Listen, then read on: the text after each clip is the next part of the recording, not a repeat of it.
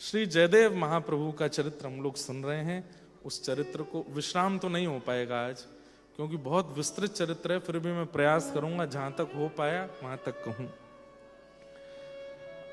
जयदेव महाप्रभु पद्मावती के साथ उनका विवाह हुआ और वापस अपने गांव में जाकर के निवास करने लगे। एक दिन स्वप्न में ठाकुर जी की मधुर लीला का अनुभव हुआ और श्री जयदेव महाप्रभु ने ठाकुर जी के विवाह का दर्शन किया किशोरी जी के साथ। और विवाह के बाद श्री प्रिया प्रियतम मधुर लीला विलास कर रहे हैं। उसी मधुर लीला विलास को श्री जयदेव महाप्रभु ने गीत गोविंद में लिखा। गीत गोविंद की रचना हुई। इतना प्रिय लगा महाप्रभु जगन्नाथ को गीत गोविंद। बंधुओं, प्रेमी महाप्रभु जगन्नाथ जैसा दुनिया में देखा नहीं होगा आपने। आज की भाषा में कहूं तो ऐसा दीवाना नहीं देखा होगा आपने। अपने भक्तों के इतने दीवाने हैं ठाकुर जी।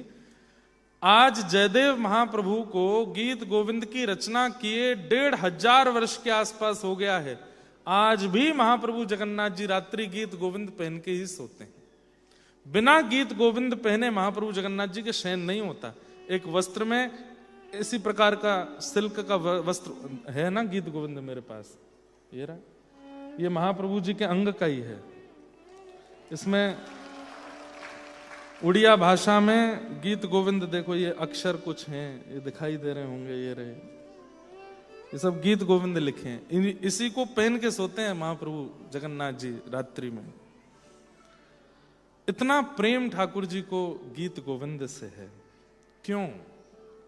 क्योंकि गीत गोविंद में श्री ठाकुर जी का नित्य विहार श्री जी के साथ में जो जयदेव महाप्रभु को अनुभव होता था वो वर्णन किया उन्होंने।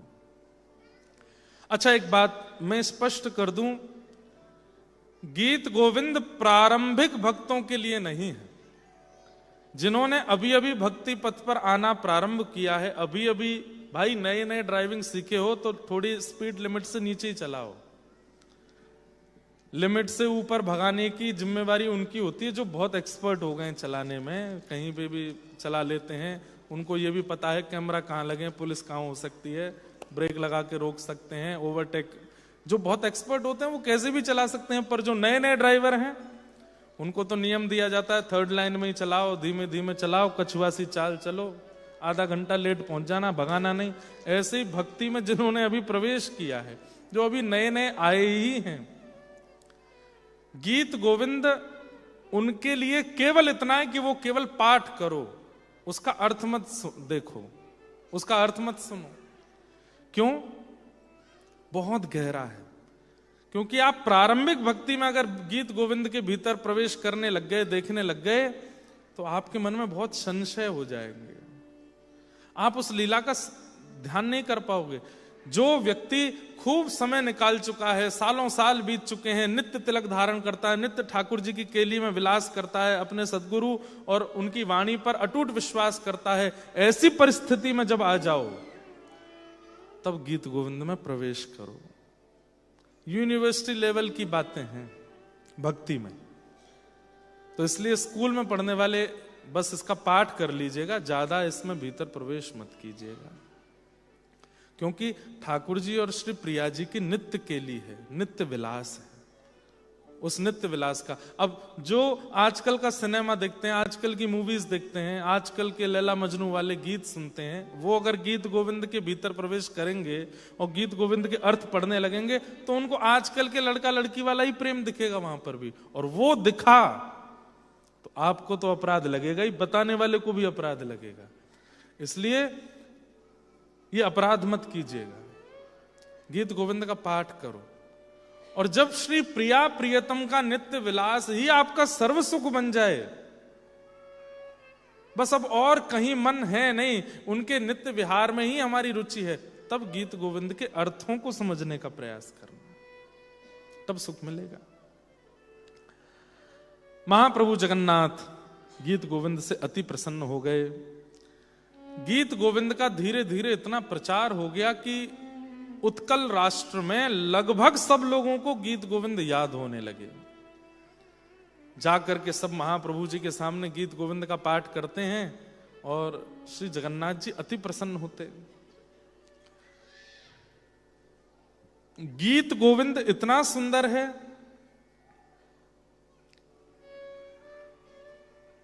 तो गीत गोविंद के साथ साथ जयदेव महाप्रभु का भी बहुत प्रचार हो गया।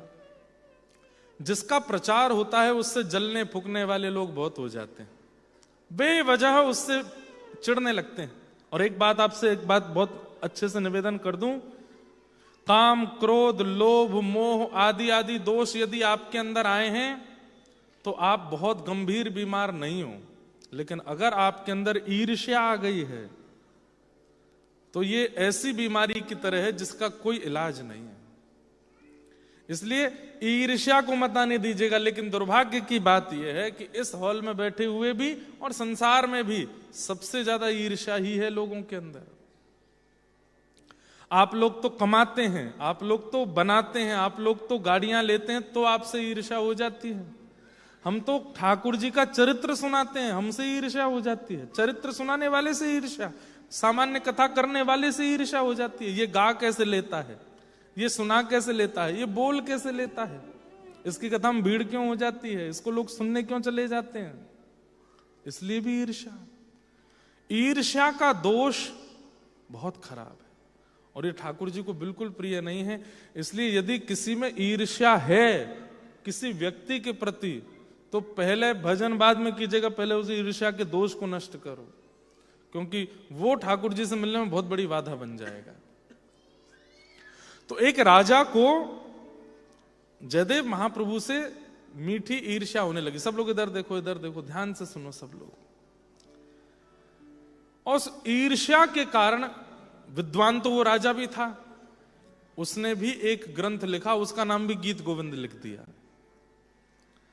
बड़े बड़े पंडित ब्राह्मणों को बुलाया, डर के मारे बेचारे सब पहुंचे, सबको दक्षिणा दी। बोले क्या करना है? बोले जगन्नाथपुरी में जाकर के मेरे गीत गोविंद का प्रचार करो, इसका प्रचार होना चाहिए, इसका प्रभाव होना चाहिए।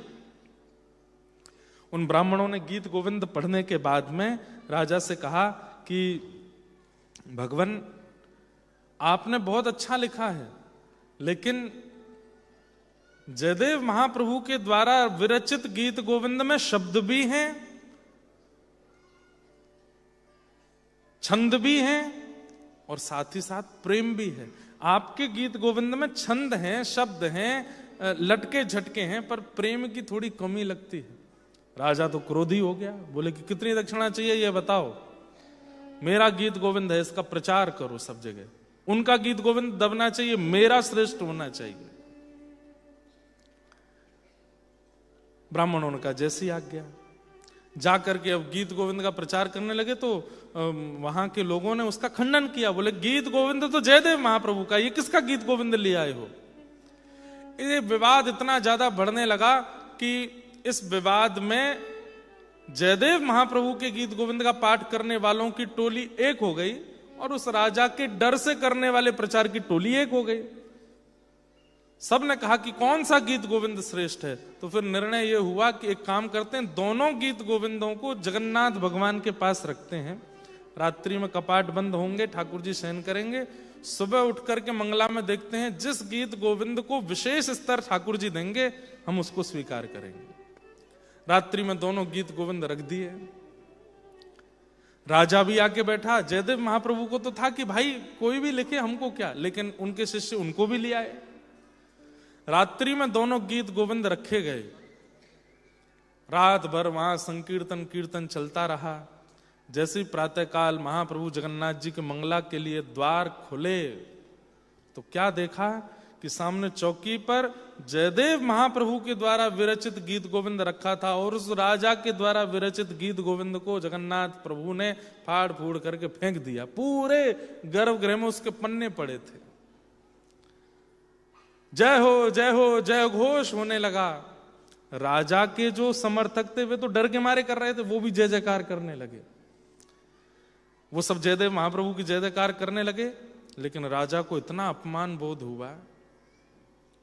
बोले संसार का व्यक्ति अस्वीकार कर ले तो जीवित रहा जा सकता है, लेकिन जगन्नाथ जी अस्वीकार कर रहे हैं, अब मैं जीवित नहीं रहूंगा। और वो राजा तुरंत दौड़ा समुद्र की ओर प्राण त्यागने के लिए। महाप्रभु जगन्नाथ जी बोले है तो ये भी भक्त, लिखा तो इसने भी कुछ है, लेकिन मुझे प्रिय नहीं लगा, उसमें मैं क्या करूं। उसने वो तो दौड़ रहा था अपने प्राण त्यागने के लिए, तो महाप्रभु जगन्नाथ एक ब्राह्मण का रूप धारण करके पहुंचे और जाकर के रोका, राजन, महाप्रभु जी ही गए, जगन्नाथ जी गए, क्या कर रहे हो। बोले महाप्रभु जगन्नाथ जी ने मेरे गीत गोविंद को स्वीकार करना तो दूर की बात, उसके पन्ने फाड़ दिए, अब मैं जीवित नहीं रहूंगा। तब उस ब्राह्मण ने कहा, देखो तुमने एक अपराध किया, एक नहीं 2 अपराध किए। क्या? पहला अपराध, तुम ठाकुर जी के वैष्णव के प्रति प्रतिस्पर्धा कर रहे हो, कंपटीशन कर रहे हो उससे। अरे उसने गीत गोविंद जगन्नाथ जी को रिझाने के लिए लिखा, लेकिन तुमने गीत गोविंद लोक रंजन के लिए लिखा, जगत को रिझाने के लिए लिखा। तो 2 अपराध ये हुए कि एक तो भगवान के भक्त से प्रतिस्पर्धा, और दूसरा किसी भाव का निर्माण जन को रिझाने के लिए, ठाकुर जी को रिझाने के लिए नहीं। आप कैसे कह सकते हैं इस बात को? तो बोले कि जब गीत गोविंद की रचना जयदेव ने की, सबसे पहला जाकर के महाप्रभु जी को सुनाया। तुमने सुनाया? राजा बोला, मैंने तो नहीं सुना। तुमने क्या किया? ब्राह्मणों को बुलवा करके अपना गीत गोविंद पढ़वाया कि अच्छा है कि नहीं, अच्छा है तो इसका प्रचार करो। तुमने महाप्रभु जी को सुनाया?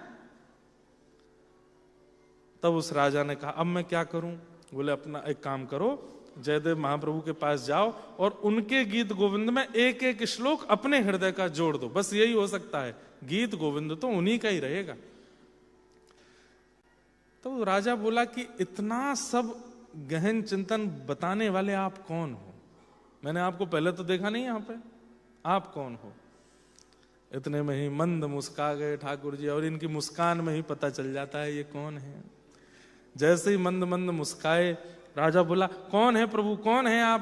तुरंत महाप्रभु जगन्नाथ प्रकट हो गए और प्रकट होकर के राजा को कहा, मैं किसी को अस्वीकार नहीं करता, मैं किसी का त्याग नहीं करता, मैं तो सबको चाहता हूं कि सब मेरे पास जयदेव की तरह सब गीत गोविंद लिखें, लेकिन तुमने जो भूल की वो सुधार दी है, अब जाओ। तब वो राजा गए और जयदेव महाप्रभु के चरणों में जाकर के प्रणाम किया, और प्रणाम करके उन्होंने फिर गीत गोविंद के पाठ, तब से नियम बन गया क्या, नित्य महाप्रभु जगन्नाथ जी का शयन गीत गोविंद से ही होता है। और केवल महाप्रभु जगन्नाथ का नहीं, बद्रीनाथ में बद्री विशाल भगवान का, द्वारिका में द्वारिकाधीश जी का, यहाँ जगन्नाथ भगवान का, दक्षिण में श्रीरंगनाथ भगवान का, सबका शयन गीत गोविंद से ही होता है। चारों दिशाओं में भारत के गीत गोविंद से ही महा ठाकुर जी का शयन होता है। कभी बद्री विशाल जाओ, रात्रि में आप जाकर के जब शयन का दर्शन करोगे तो गीत गोविंद गाया जाता है, दशावतार स्तुति गाई जाती है, वो भी जयदेव महाप्रभु की है, उसी से शयन होता है। हाँ, एक बार बहुत सुंदर लीला है। क्या? सुता एक माली जू, माली की जू, बैगन की बारी माज, तोरे बन माली गावे, कथा सग 5 की, डोले जगन्नाथ पाछे, काछे अंग मही झंगा, आछे कही घूमे सुधी, आवे विहाच की। बहुत सुंदर लीला है, सुनो।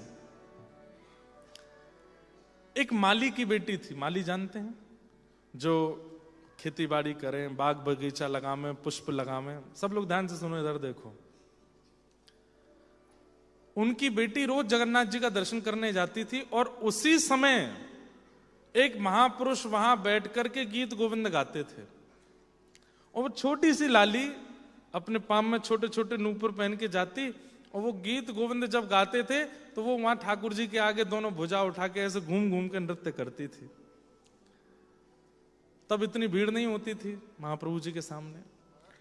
रोज जाते जाते उस लाली ने उन पंडित जी के द्वारा गाए गए उस गीत गोविंद के सर्ग को याद कर लिया, रट लिया उसको। अब वो क्या करती है, अब जब कोई चीज नई नई याद होती है ना, तो व्यक्ति उठता बैठता खाता पीता उसको गाता ही रहता है। अब वो छोटी सी लाली क्या कर रही है, सुता एक माली की, एक माली की लाली जो बैगन के बारी मांझ, बैगन के बगीचे में तोरे बन माली गावे, वहां पर बैगन तोड़ते हुए, पुष्प तोड़ते हुए वो गीत गोविंद गाती है। और गीत गोविंद का 5वां सर्ग गाती है। 5वां सर्ग कौन सा है? नाम समेतम कृत संकेतम। ठाकुर जी अपनी वेणु को जब बजा रहे हैं तो उस वेणु पर जिस गोपी से मिलना है उसका नाम गा रहे हैं, और उस गोपी को सुनाई दे रहा है कि ठाकुर जी मुझे बुला रहे हैं। वो गोपी कोई और नहीं है, श्री किशोरी जी हैं। इतने में ही किशोरी जी कैसे बताएं कि मैं कहां विराज रही हूं? तो आहा, बहु मनुते तनुते तनु संगत पवन चलती मपि रेणुम। अब ठाकुर जी ढूंढ रहे हैं किशोरी जी कहां हैं। अब किशोरी जी कैसे बताऊं कि मैं यहां हैं? अब संकोच भी तो, प्रेम में संकोच होता है ना। किशोरी जी चाहें तो बोल सकती हैं श्याम सुंदर मैं यहां हूं, लेकिन आसपास सब सखियां बैठी हैं, इनके सामने बोलने में थोड़ा संकोच हो रहा है। तो क्या करती हैं? पवन बहती है और वो किशोरी जी के श्री अंग का स्पर्श करके उनके अंग की सुगंधी को लेकर के श्री ठाकुर जी को स्पर्श कर देती है। ठाकुर जी जैसे उस सुगंधी का अनुभव करते हैं और उस पवन का अनुभव करते हैं, ठाकुर जी को दिशा का बोध हो जाता, अच्छा इस दिशा में प्रिया जी विराज रही हैं। और श्री ठाकुर जी चलते हुए वहां पहुंचते हैं, तभी देखते हैं सब सखियों के साथ। अब इतना सुंदर है गीत गोविंद, और कोई बात ही नहीं है पूरे गीत गोविंद में, केवल प्रिया प्रियतम का नित्य विलास। आजकल के लोग कहां समझ पाएंगे इसको। अब वो नन्ही सी बालिका गा रही थी तो महाप्रभु जी गए, जगह जगह से वस्त्र फट गए, कांटे लगे, कीचड़ लगे। अब जैसे ही पंडा पुजारियों ने द्वार खोला, फट्यो पट देखी नृप पूछी अहो भयो कहा। फटे हुए वस्त्र देख करके सब, अरे महाप्रभु जगन्नाथ क्या हुआ? आपके वस्त्र कैसे फट गए और ये कांटे कंकड़ कैसे लग गए आपको? जानत ना हम अब कहो बात सांच की। अब हमें बताइए साची, कहां गए थे आप और ये वस्त्र कैसे फट गए? कोई भीतर घुस गया था क्या? बगल में बैठे दोनों भैया बहन बोले, पता ही नहीं है कहां कहां जाते हैं ये, हमको तो लेके ही नहीं जाते हैं, और ना जाने कहां कहां कौन कौन से इनके प्रेमी बैठे हैं, चुपचाप निकल जाते हैं। वैसे रथ में जाना हो तो 1000 लोगों से नहीं उठते हैं, और जब कोई प्रेमी बुलाता है तो ऐसे धम धम कूद के भाग जाते हैं। सब पंडा पुजारी बोले, जय जय कहां गए, थोड़े बताओ तो। तब ठाकुर जी कह रहे हैं, प्रभु ही जनाई मन भाई मेरे बही गाथा। अरे मैं कहा बताऊं, मैं अपने गुरुजी के पास गया था। गुरुजी? बोले कौन गुरुजी?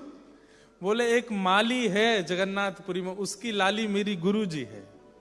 बोले गुरुजी क्यों है? अरे वो गीत गोविंद का 5वां सर्ग मेरे को याद करा रही है, इतनी सुंदर सुंदर लीला सुनाती है, उसको सुनने के लिए मैं गया था। अच्छा कहां गए थे?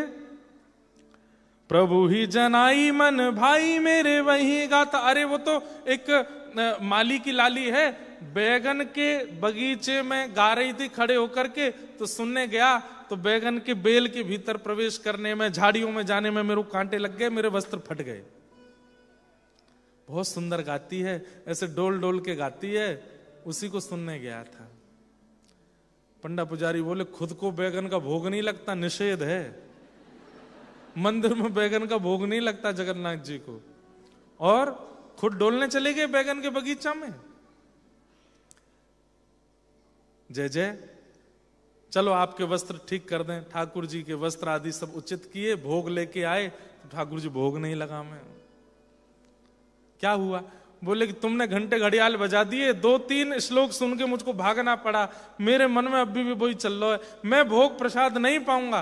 बोले कैसे पाएंगे? बोले उसको बुलाओ यहाँ पे, वो छोटी सी लाली को यहाँ लेके आओ और उसको बोलो पूरा सुनाए मुझे बैठ करके।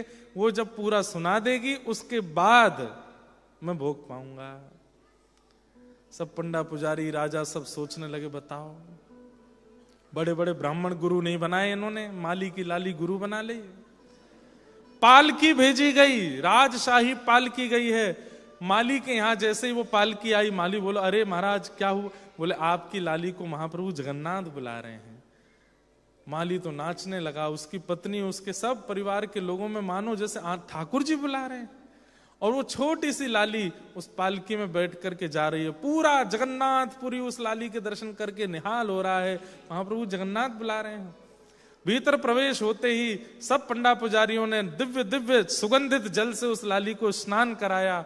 स्नान करा करके नई पोशाक पहनाई, बिल्कुल सुंदर उसका श्रृंगार पत्रावली आदि करके जैसे ही महाप्रभु जी के सामने ले गए, महाप्रभु जी के अधर पर ऐसी मधुर मुस्कान और ऐसे झूमने लगे और मानो जैसे कह रहे हो सुनाओ। सामने खड़े होकर के वो लाली गाने लगी, धीर समीरे यमुना तीरे बसती बने वनमाली, धीर समीरे यमुना तीरे बसती बने वनमाली, रचयति शयनं सचकति नयनं, रचयति शयनं सचकित नयनं, पश्यति तव पंथानं, पश्यति तव पंथानं, मुखरमधीरं त्यज मंजीरं, मुखरमधीरं त्यज मंजीरं, रिपुमेव केलिसुलोलम्,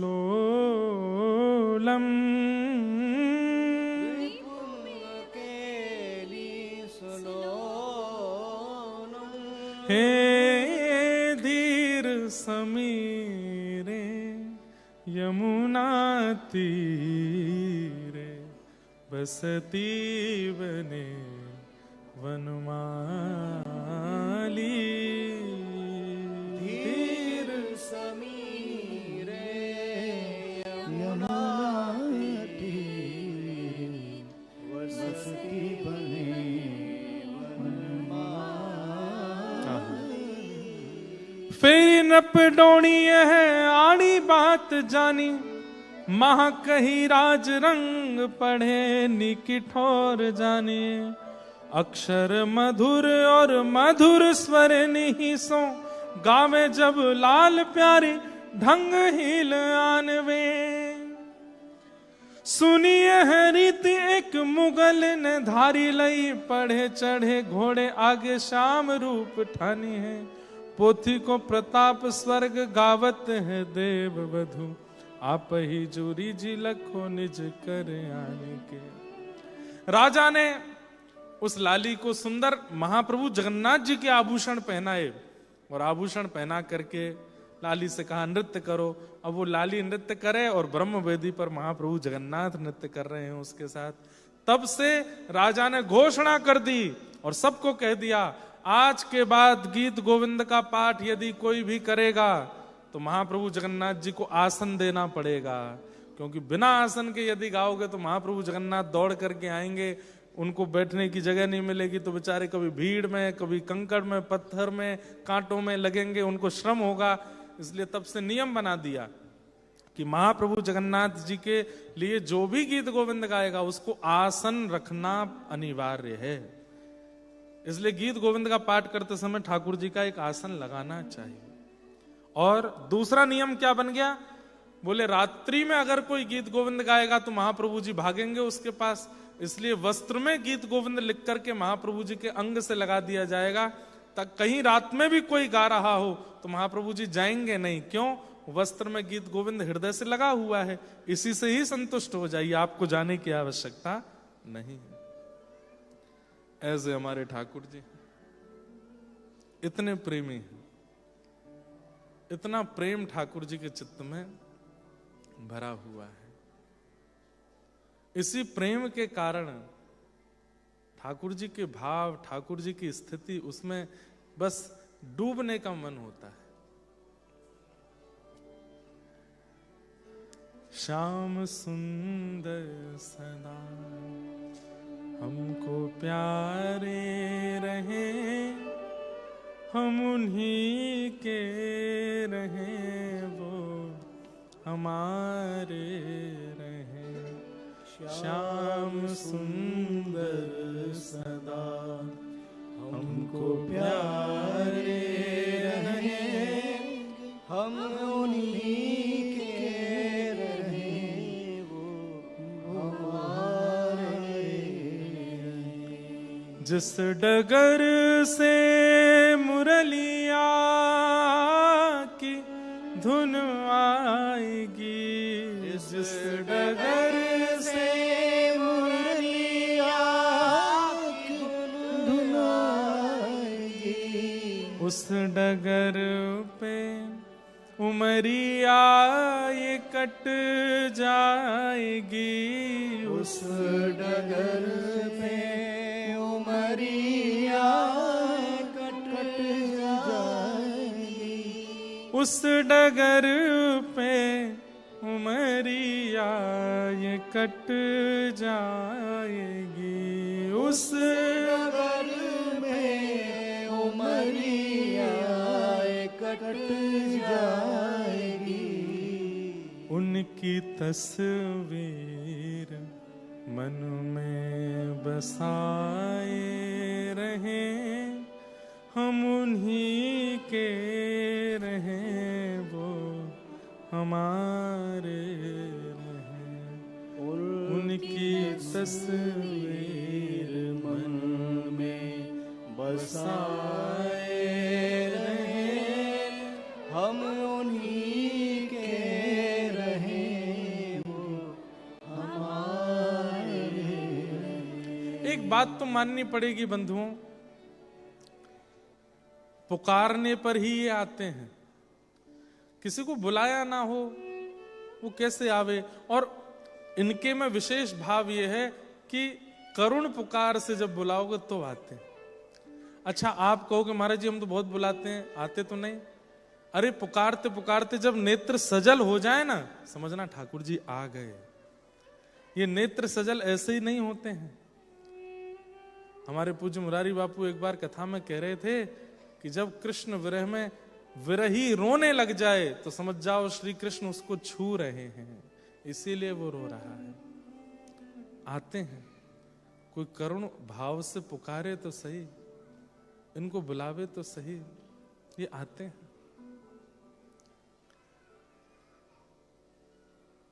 मीराबाई पुकारती हैं ठाकुर जी को, जनाबाई पुकारती हैं, नामदेव पुकारते हैं, तुकाराम जी पुकारते हैं, सूरदास पुकारते हैं।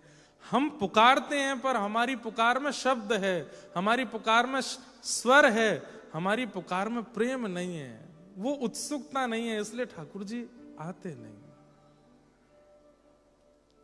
हमारी पुकार में सब भाव है लेकिन वैसा आकर्षण और प्रेम नहीं कि ठाकुर जी चले आवे।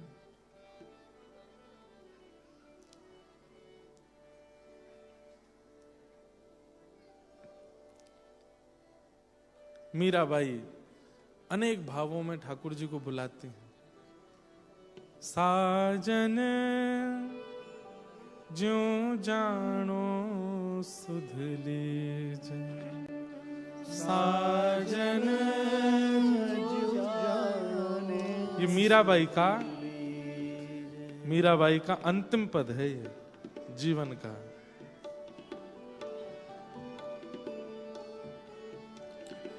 साजन ज्यों जानो सुध लीजे, साजन ज्यों जानो सुध लीजे, साजन ज्यों जानो सुध लीजे, साजन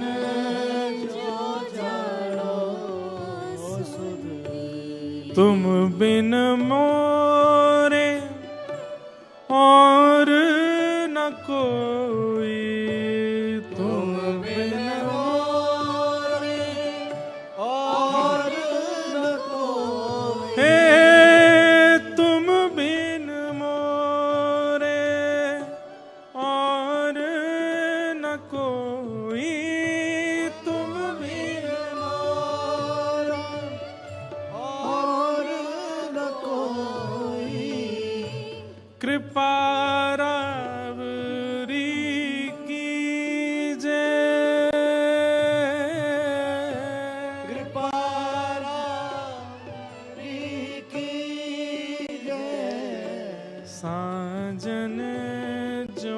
जानो सुध लीजे। साजन जो जानो। क्या कह रही है मीरा भाई? 22 की आयु आधी से अधिक हो चुकी है। युवावस्था में ही विधवा हो गई, घर छोड़ दिया, परिवार छोड़ दिया, सब छोड़ दिया, वृंदावन चली गई, वृंदावन से द्वारिका आ गई।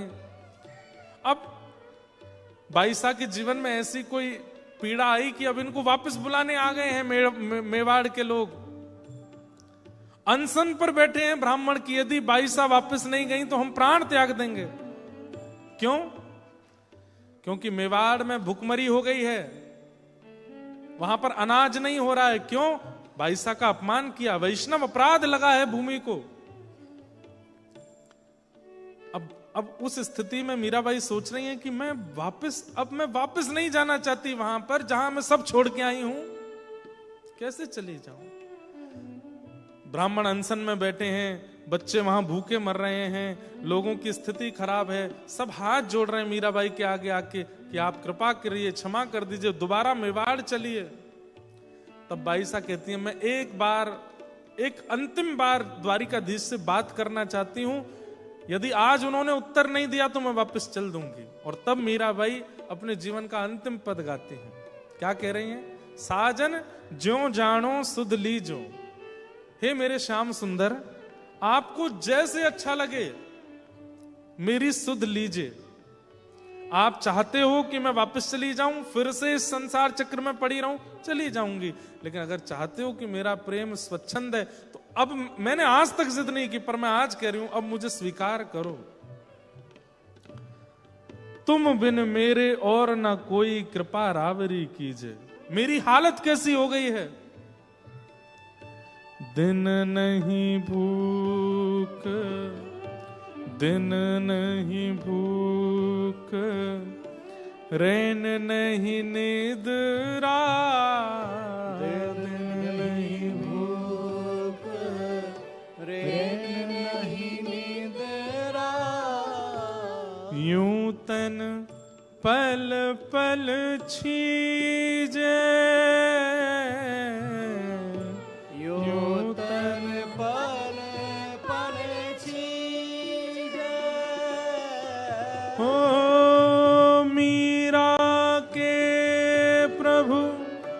गिरधार नागर।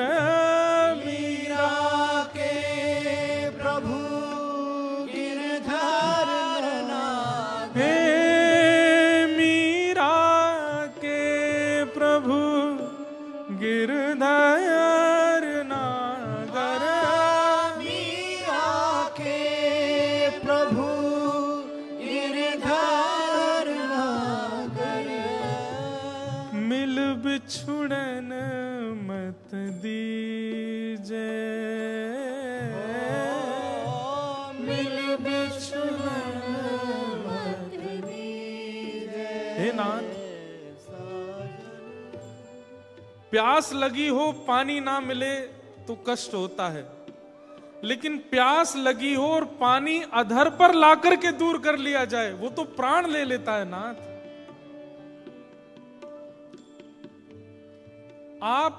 आपके मिलन की प्यास थी मुझे, नहीं मिल रहे थे तो मैं जी रही थी, लेकिन अब मेरे इतने सन्मुख आकर के, मेरे आधे से ज्यादा जीवन के निकलने के बाद ये मुझसे वापस जो भक्ति छीनी जा रही है नाथ, ये प्राण विदारक है। मीरा के प्रभु गिरधार नागर।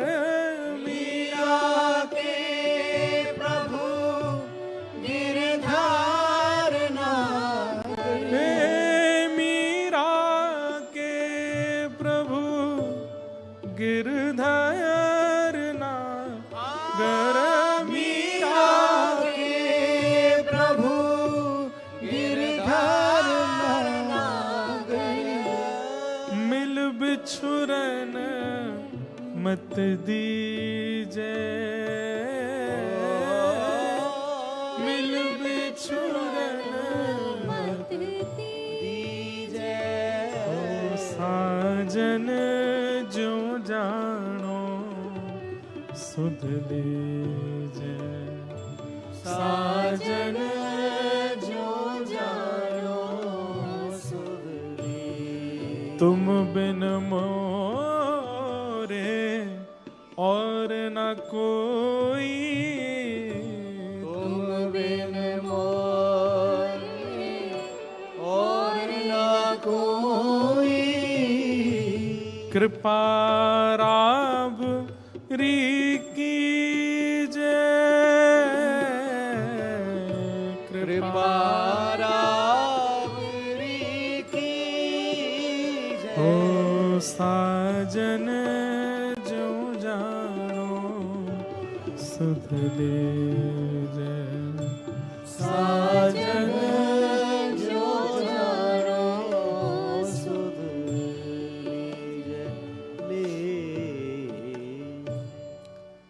और मीराबाई एक पंक्ति को बार बार गाती हैं, मीरा के प्रभु गिरधर नागर मिल बिछुरन मत मत, मत दीजे, मिल बिछुरन मत दीजे, मिल बिछुरन मत दीजे, मिल बिछुरन। बार बार जब ये कह रहे हैं कि अब मिल गए हो, अब मुझे दूर मत करो नाथ।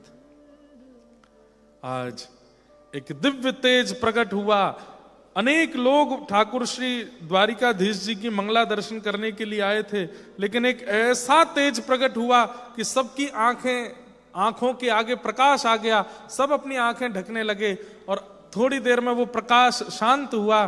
तभी क्या देखते हैं कि श्री द्वारिकाधीश दुल्हा का भेष बना करके आए और मीराबाई का हाथ पकड़ करके अपने गर्भगृह में लेकर के गए, आलिंगन किया और श्री मीराबाई द्वारिकाधीश में ही विलीन हो गए। शरीर चली गई बाई साहब, उनके अंग भी नहीं मिला। द्वारिकाधीश पुजारी जी ऐसा बोलते हैं कि पुजारी जी उनकी पीछे साड़ी के पल्लू को पकड़ के भागे रोकने के लिए, लेकिन ठाकुर जी के हृदय में प्रविष्ट होकर के वो साड़ी का थोड़ा सा अंग निकला, आज भी है, अपने अंग में प्रविष्ट हो कर लिया। बाईसा को पुकारना पड़ता है, बुलाना पड़ता है और उसमें करुणा प्रेम इनको भरना पड़ता है, तब आते हैं वो। नहीं तो ढोल नगाड़े मजीरा खूब जोर जोर से पीटते रहो, बुलाते रहो, नहीं आएंगे ठाकुर जी। उसमें करुणा होनी चाहिए। गीत गोविंद उस करुणा को प्रदान करने वाला एक विशेष सहायक है। इसलिए गीत गोविंद का पाठ नित्य करिए और करते करते करते एक स्थिति ऐसी आएगी कि जब गीत गोविंद का आप गान करेंगे, आपके नेत्र अपने आप सजल हो जाया करेंगे। और वही करुणा चाहिए ठाकुर जी को बुलाने के लिए।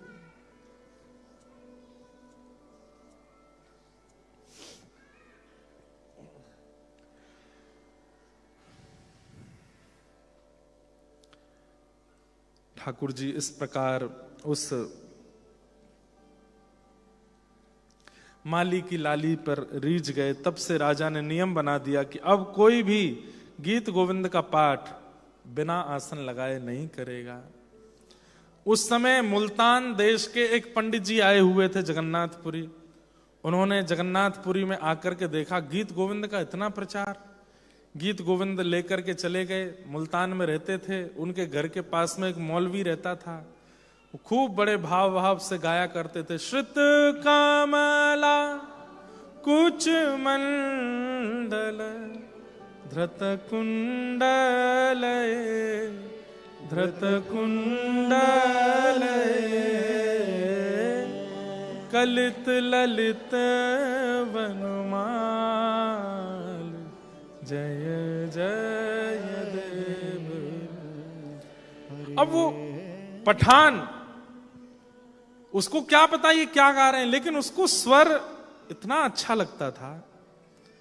वो जा रहा होता था अपने बादशाह के पास, लेकिन पंडित जी के घर के आगे रुक करके, और उसको समय उसका निकलने का और इनका गीत गोविंद गाने का एक ही था, रुक जाता था और रुक करके खूब भाव से श्रवण करता था, मदमस्त होकर के। या अब 1 महीना 2 महीना ऐसे करते करते करते वो याद हो गया। एक दिन पंडित जी नहीं थे वहां पर, पंडित जी को विलंब हो गया स्नान ध्यान सेवा में, तो वो गया और वहां खिड़की से झांकने लगा कि आज क्यों नहीं गा रहे हैं। अब जब बहुत देर तक पंडित जी की आवाज नहीं आई तो बाहर से वो पठान ही गाने लगा। दिन मणि मंडल मंडन भवखंडन भवखंडन यदुकुल नलिन दिनेश जय जय देव हरे। ओ यदुकुल नलिन दिनेश। ये स्वर सुनते ही पंडित जी दौड़े, कौन गा रहा है, कौन गा रहा है? तो देखा महाराज लंबी दाढ़ी, सिर पर पाग जो पहनते हैं वैसी पहनी है, और महाराज वो पठान गा रहा है बाहर खड़े होके। पंडित जी के तो नेत्र सजल हो गए। उसने कहा भैया ये तुमको याद कैसे हो गया? बोले कि आप रोज गाते हैं, मैं रोज सुनता हूं, मुझे बहुत अच्छा लगता है। मुझे नहीं पता इसका अर्थ क्या है, इसका भाव क्या है, इससे होगा क्या, पर मुझे बहुत अच्छा लगता है। मेरा मन नृत्य करता है जब मैं इसको सुनता हूं। ये आपके खुदा को बुलाने का कोई तरीका है क्या? बोले हाँ, हमारे भगवान प्रसन्न होते हैं इससे। ता सुनवे राधा रमण अवश्य पधारे। इसको सुन के ठाकुर जी आते हैं। एक और गीत गोविंद याद करा दिया, एक दो गीत गोविंद उसको याद करा दिए। उसने कहा मैं रोज गा सकता हूं इसको। बोले गाओ, लेकिन एक चीज का ध्यान रखना। बोले क्या? आसन लगा लेना। तो वो क्या करता था पता है? घोड़े पर बैठ करके गाता था और घोड़े पर अपने आगे आसन लगाता था और घोड़े पर बैठ के टुकड़ुक टुकड़ुक घोड़ा चलता उसी पे गाता था। एक दिन बहुत जल्दी में था, आसन रखना भूल गया और बस गाने लगा। कालिय विषधार गंजन जन रंजन जन रंजन यदुकुल नलिन दिनेश जय जय देव हरे।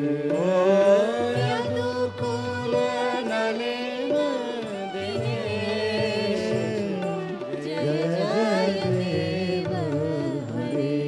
हे अभिनव जलधर सुंदर धृत मंदर धृत मंदर श्रीमुख चंद्र चकोर जय जय देव हरे।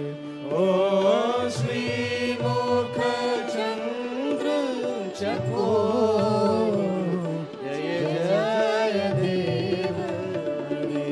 राधे कृष्ण हरे गोविंद गोपाला नंद जी को लाला यशोदा दुलारा जय जय देव हरे।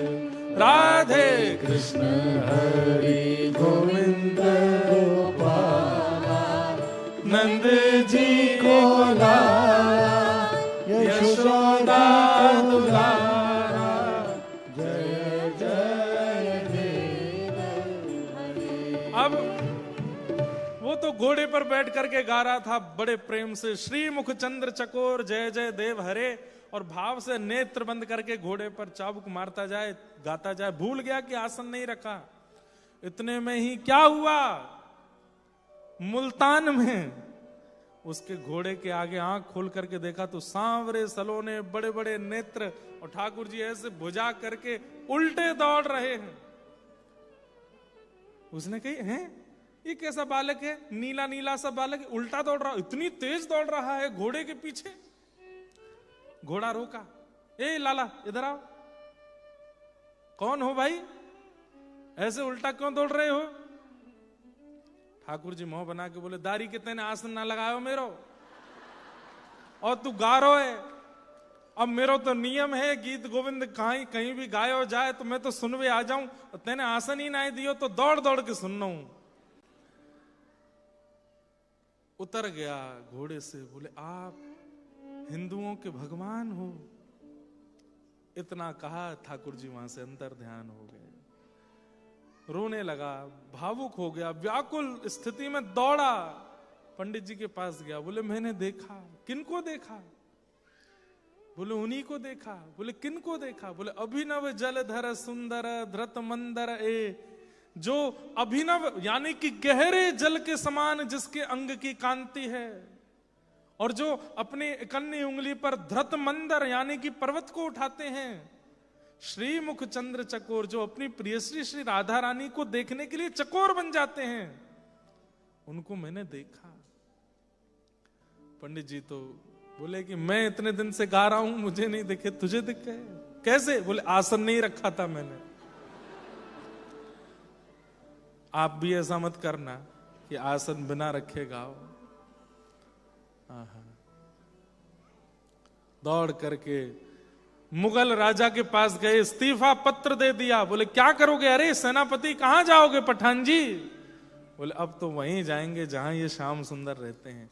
और सब छोड़ छाड़ करके वृंदावन चले गए, और वृंदावन में यमुना जी के तट पर ब्रज बीथियों में बस यही गीत गोविंद गाते गाते उस मुगल ने, उस पठान ने ठाकुर जी में अपना जीवन अर्पित कर दिया। ऐसे हमारे ठाकुर जी गीत गोविंद से इतना प्रेम करते हैं, इतना प्रिय है ठाकुर जी को।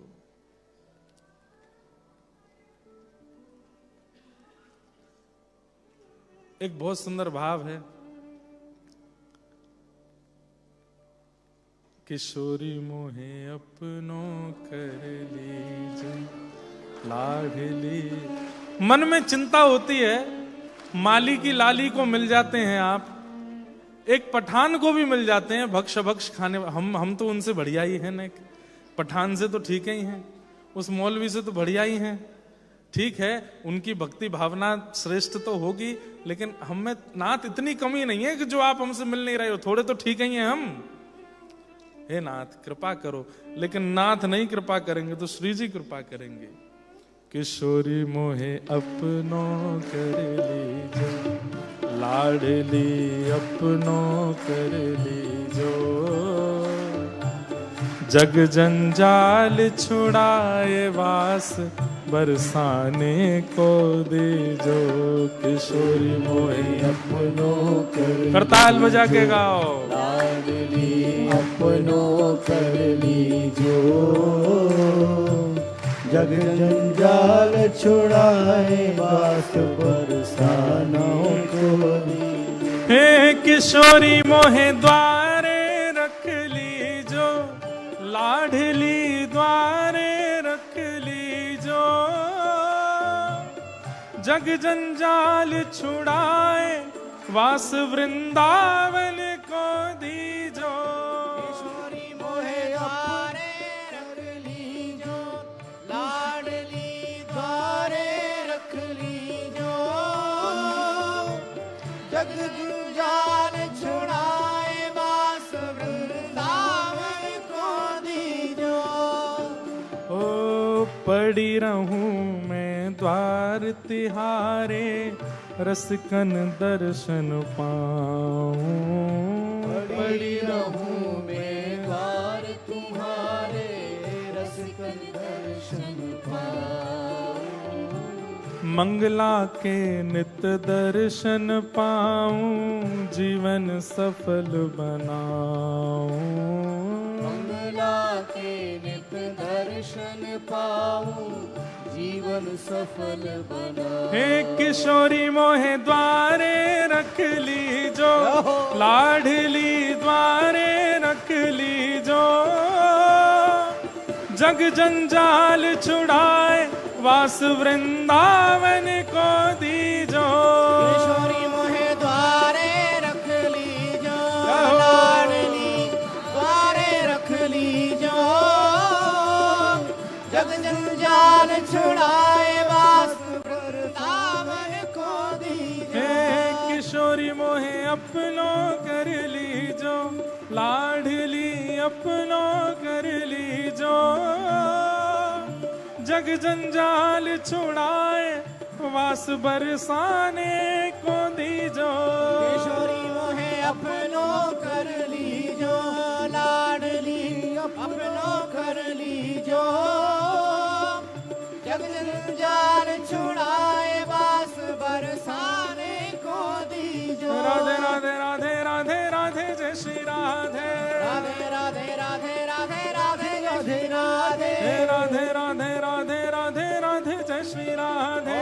राधे राधे राधे राधे राधे राधे ओ जय जय श्री राधे, जय जय श्री राधे, जय जय श्री राधे, जय जय श्री राधे। करुणामयी राधे, जय जय श्री राधे, करुणामयी राधे, जय जय श्री राधे। ओ राधे राधे राधे राधे राधे जय श्री राधे। राधे राधे राधे राधे राधे जय श्री राधे। राधे राधे राधे राधे राधे जय श्री राधे। राधे राधे राधे राधे राधे जय श्री राधे। भोर हो तो महलन में थारे सेवा में निस जाऊं। भोर हो तो महलन में थारे सेवा में निस जाऊं।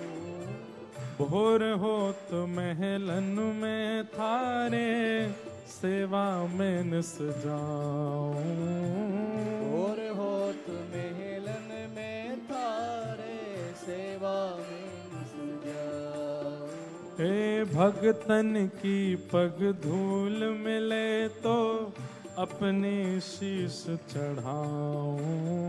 भगतन की पग धूल मिले तो अपने शीश झुकाऊं। हाँ, भगतन की पग धूल मिले तो अपने शीश चढ़ाऊं।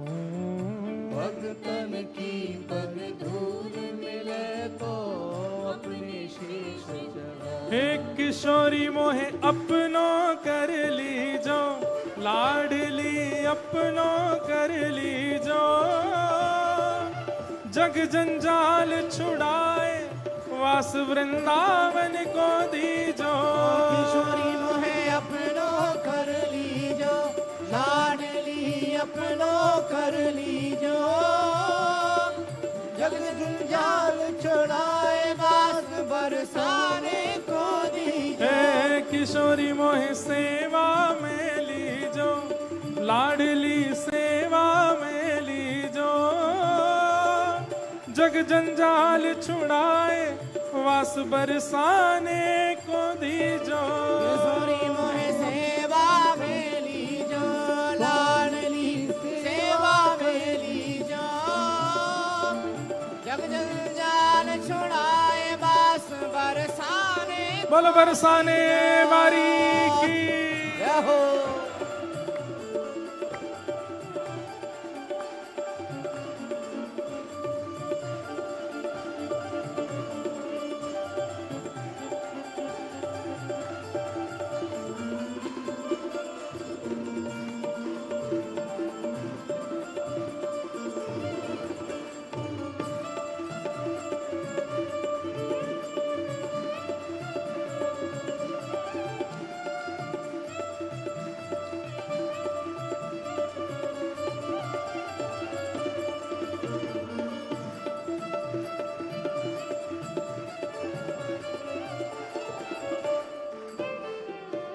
राधे राधे रटू निरंतर, राधे के गुण गाऊं।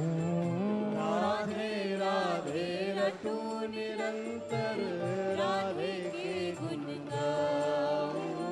राधे राधे रटू निरंतर, श्यामा के गुण गाऊं। राधे राधे रटू निरंतर, श्यामा के गुण गाऊं। तेरे ही गुण गाए गाए मैं तेरो ही है जाऊं। तेरे ही गुण गाए गाए मैं तेरो ही बन जाऊं। ओ तेरे ही गुण गाए गाए मैं तेरो ही है जाऊं। तेरे ही गुण गाए गाए मैं तेरो ही बन जाऊं। हे किशोरी मेरी किशोरी मेरी विनय मान लीजो, लाडली विनय मान लीजो। जग जंजाल छुड़ाए वास वृंदावन को दीजो। किशोरी मेरी विनय मान लीजो, लाडली विनय मान लीजो। जग जंजाल छुड़ाए वास वृंदावन को दीजो। हे किशोरी मोहे अपनो कर लीजो, लाडली अपनो कर लीजो। जग जंजाल छुड़ाए वास वृंदावन को दीजो। किशोरी मोहे अपनो कर लीजो, लाडली अपनो कर लीजो। जग जंजाल छुड़ाए वास वृंदावन को दीजो। राधे राधे राधे राधे राधे जय श्री राधे। राधे राधे राधे राधे राधे जय श्री राधे। राधे राधे राधे राधे राधे जय श्री राधे। राधे राधे राधे राधे राधे जय श्री राधे। जय जय श्री राधे, जय जय श्री राधे। जय जय श्री राधे, जय जय श्री राधे। जय जय श्री राधे, जय जय श्री राधे। जय जय श्री राधे, जय जय श्री ओ राधे। जय राधे राधे राधे राधे राधे जय श्री राधे। राधे राधे राधे राधे राधे जय श्री राधे। राधे राधे राधे राधे राधे जय श्री राधे। राधे राधे राधे राधे राधे जय श्री किशोरी राधे। मेरी, किशोरी मेरी, जय हो। किशोरी मेरी विनय मान लीजो, लाडली विनय मान लीजो। जग जंजाल छुड़ाए वास वृंदावन को दीजो। किशोरी मेरी विनय मान लीजो, लाडली विनय मान लीजो। जग जंजाल छुड़ाए वास वृंदावन को दीजो। हे राधा श्री राधा, राधा श्री राधा, श्री राधा श्री राधा, श्री राधा श्री राधा, श्री राधा श्री राधा, श्री राधा श्री राधा। मेरी राधा प्यारी राधा, मेरी राधा प्यारी राधा। श्री राधा राधा, श्री राधा राधा, श्री राधा राधा, श्री राधा राधा, श्री राधा राधा, श्री राधा राधा, हे श्री राधा राधा। श्री राधा जय राधा। जय श्री श्री राधे, जय जय श्री श्री राधे, राधे, जय जय श्री